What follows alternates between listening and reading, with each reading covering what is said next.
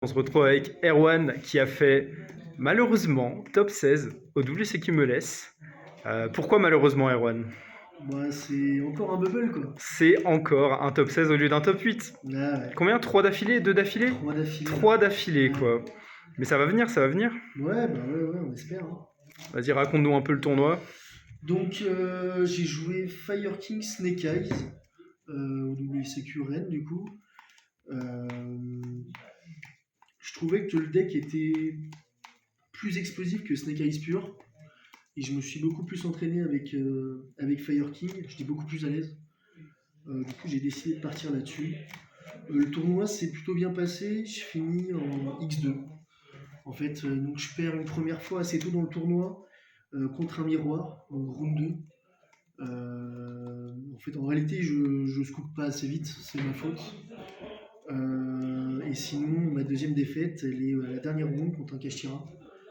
Je brick et la deuxième game, il a tout ce qu'il faut pour Moteka, donc je peux pas revenir. Qu'est-ce que je peux dire de plus? Le tournoi s'est bien passé. En général, les matchs ne duraient pas longtemps. L'OTK via Zelantis, c'est vraiment impressionnant. Donc voilà. Eh ben, on va passer à la liste, c'est parti. Ouais. Donc du coup, pour le package de Snake Eyes, je jouais 3 frênes, 2 peupliers, un chêne et un flamberge. Du coup, c'est assez normal, je pense, dans Fire King Snake Eyes. On n'a pas besoin d'un deuxième flamberge ou plus. En termes de magie, je jouais une Sinful Poise et un terrain. Le terrain qui a été un vrai GOAT pendant ce tournoi. À partir du moment où on a déjà accès à la Witch, plus Friend ou Bonfire, la carte nous fait jouer autour de tous les entraps du jeu. Donc c'est vraiment impressionnant. Du coup, 3 Bonfire, hein, il faut bien. 2 Witch, qui ont vraiment été cool aussi pendant ce week-end, avec 3 Wanted et une magie normale Snake Eyes, qui elle est vraiment incroyable dans le miroir.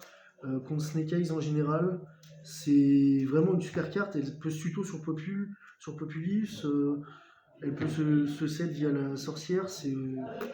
La carte est géniale, franchement. Pas déçu de l'avoir testée. Même contre Branded, contre le match-up Branded, c'est vraiment impressionnant ce qu'elle fait.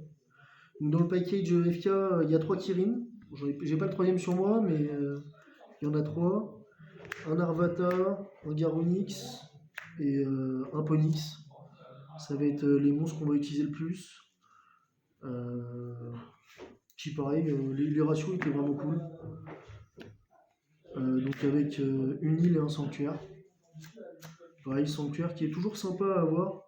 Parce que pour l'envoyer au cimetière via des effets de frêne ou de chaîne, c'est toujours assez cool.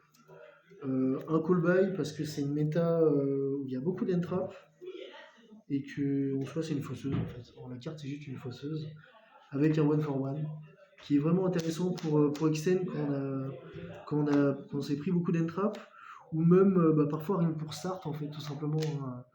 Donc non, c'est vraiment cool. Derrière le package des entraps, j'ai choisi de jouer 3 Veiler, 3 Nib, 3 H et 3 Imperm. Alors du coup, pourquoi Veiler et pas Droll? Parce qu'en fait, je trouvais que Droll avait pas assez d'impact toute seule. Il fallait vraiment qu'elle soit couplée à chaque fois avec une entrap. Et même parfois, ça suffisait pas. Alors que Veiler sur Friend, s'il n'a pas d'extender, c'est fin tour en fait. Donc je la trouvais meilleure. J'ai considéré aussi Mourner. Mais je trouvais Veiler un petit peu mieux pour le coup. Et si la méta est axée entrap en ce moment, est-ce que tu as pensé à TTT?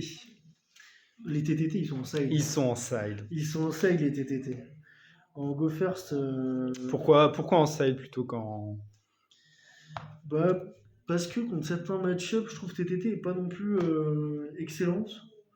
Et en fait, parfois, on va affronter des decks qui vont préférer jouer des power spells. Et du coup, ta TTT, elle va rester collée en main et elle va servir à rien. Alors qu'avoir toujours un Veiler, une hache ou une Imperm, c'est une carte qui va te permettre de ralentir ton adversaire. Et je trouve ça meilleur. honnêtement. Ok. Même parce qu'on joue le package Itsul dans l'extra deck, je préfère draw des entraps plutôt que TTT si j'ai déjà commencé à extend. En fait. Ouais, je vois. Ça fait plus de l'overkill qu'autre chose. Et ben, on va passer à l'extra. Ouais. Alors pour l'extra deck, on jouait la meilleure carte d'extra feu, deux princesses, qui ont été incroyables pendant ce week-end. En réalité, j'ai pas eu beaucoup besoin de la deuxième, mais dans les setups où je l'ai utilisée, c'est ça qui m'a permis de gagner, honnêtement. Donc c'est toujours sympa, parce que je me suis mangé des vilains des décros dessus, donc en avoir une deuxième, c'est toujours cool. C'est une valeur sûre. Le package avec les charmeurs, donc Ita et Dark. Ita la goat en miroir. Dark un petit peu moins parce que je joue pas Selene, mais il est toujours intéressant parce qu'on peut toujours climb pour faire une princesse après. Un lien Kuribo, incroyable le lien Kuribo, honnêtement, pour protéger de la bateau et tout, en vrai il est génial. Un Anima, je l'ai sorti qu'une fois, mais c'était cool parce que j'ai OTK du coup avec. Ça attrape. Ça attrape en fait. Ouais. Les gens en fait parfois oublient que la carte existe, donc c'est toujours sympa. Une Apo, pareil, incroyable Apo. En général, on préfère la faire à 2, la Apo, pour pouvoir jouer mieux autour de TTT justement. TTT Take, et pareil, incroyable ce week-end. Une IP, je m'en suis pas trop servi pour le coup IP, mais faut toujours l'avoir. SP pour le coup, c'est une folie. Hein. SP, hein. Ah, c'est une folie. C'est une carte, hein. SP sur le terrain Fire King, bon, ça commence un peu à bégayer. Hein. Toutes ces interactions en fait sont forcées d'un coup, et c'est vraiment génial. La whale qui est là, qui est forte. Les gens oublient constamment qu'il y a un deuxième effet quand elle est au cimetière. C'est vraiment top. Du coup, le package Itsul avec Sunlight qui récupère des flammes BRG, des Kirin, même parfois des haches, hein. C'est Bien vraiment sûr. intéressant. Et puis le Itsul qui te permet de roder une trappe. C'est carré, hein, franchement.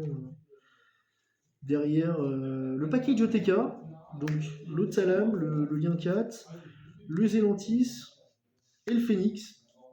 Le Phoenix incroyable durant le tournoi, parce que à plusieurs moments, en fait, mon adversaire finissait par ne plus avoir de monstres sur le terrain. Et en fait, on pouvait tout simplement OTK avec Zélantis et Phoenix qui sont colliers. Et incroyable, honnêtement. Tout droit. Ouais, c'est ça, tout droit. C'est pour ça que les games en général duraient pas longtemps. Honnêtement, parce que je préférais vite OTK à mon adversaire. Parce que je trouve que le problème du deck, c'est que si tu n'arrives pas à le tuer dès le premier tour, il aura beaucoup trop de grind après pour revenir. Et tu n'arriveras pas à poser un board assez imposant pour l'arrêter, en fait. Il aura beaucoup trop de ressources. Notamment la version Fire King qui en plus des Snake Eyes aura les Fire King au grave. Très bien. Le side. Ouais, on va passer au side. Allez, Du le coup, side. Une Kurikara, Sasuto sur Frame. Mine de rien, il y avait quelques Red Raptors, ça peut les attraper s'ils activent leurs effets durant mon tour. Même contre Purely, la carte comme elle mérite d'exister, donc on la joue en one-off. Voilà. Derrière, 3 cosmiques. 3 cosmiques parce que on est dans un double SQ, il peut y avoir des labyrinthes, il peut y avoir... même dans le miroir, c'est assez intéressant à side. Et puis, j'ai vu qu'en ce moment, il y avait pas mal de Dexton qui revenaient un peu sur le devant de la scène. Réel. Du coup, je me suis dit, faut les laisser. J'ai vu beaucoup de gens les enlever de leur side. Je pense que c'est une erreur. Derrière, 2 TTT, on en parlait tout à l'heure. Bon, ça c'est dit. Les 2 TTT qui sont là, en général, je préfère les mettre quand je go first, justement. Plus dans un match-up où il y aura des end-traps. Ou alors en go second, comme des decks comme Voiceless ou Kashtira. Là, pour le coup, je les trouve plus impactants que dans le miroir. Derrière, 3 parfums anti-magie. Parfum anti-magie, vraiment intéressant pour bloquer des staples comme Soul Release, des Bonfire adverses, même contre Voiceless, la carte est trop forte. S'il n'a pas accès à son petit niveau 4 pour faire des rituels, il ne pourra jamais le passer. Donc, même contre Branded, parce qu'il y avait des Branded, honnêtement, Oui. ça les bloque pas mal et c'est pas plus mal. 3 Gospel. Gospel, incroyable aussi. J'aime bien la rentrée, moi, même quand je go first, parce que ça me permet d'éviter des cartes comme Soul Release, Call By ou des Décros. Même dans le miroir, en fait, la plupart des gens à ce moment-là du WFCQ ne savaient pas comment on fait pour chain block son flamberge pour éviter de se prendre Gospel dessus. Les gens ne savaient pas comment le faire à ce moment-là. Du coup, Cadeau. Cadeau en fait. Il perd son plus et c'est vraiment cool. Derrière, bon, je les ai pas sur moi, mais c'était 2 sous release que je jouais en side qui étaient vraiment hyper impactantes dans le miroir.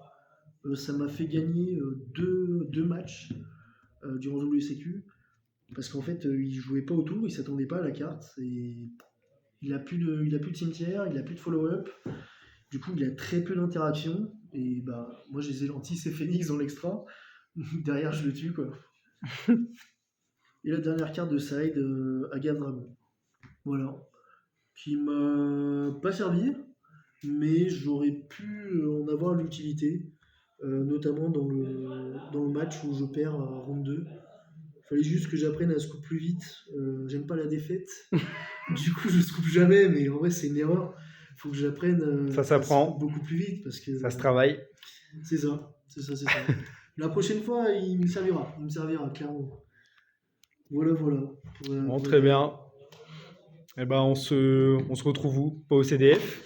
Il y a les études? Je suis en examen. dur. Je suis en examen, ça me Bon. fait chier. Dommage. Ouais. Bon, bah.